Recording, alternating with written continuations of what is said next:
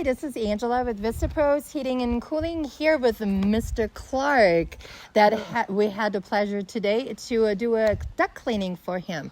So, Mr. Clark, how was your experience? Well, so far it's so good. We have a lot of vents in this house today. I've been in the house for 20 years, and I've done try to do a little job myself, and I figured let's get the professionals in here.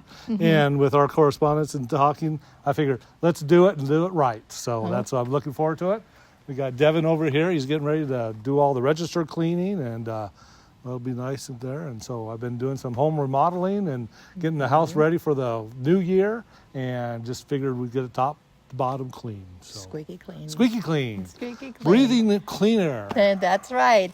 So what made you decide to go with Vista Pros instead of all the other ones? Well, I've seen the Vista Pros, the vans, the workmanship. I get mailers and such, so I just have a good feeling of their professional attitudes and the correspondence with how they do things. So I just figured, let's do it.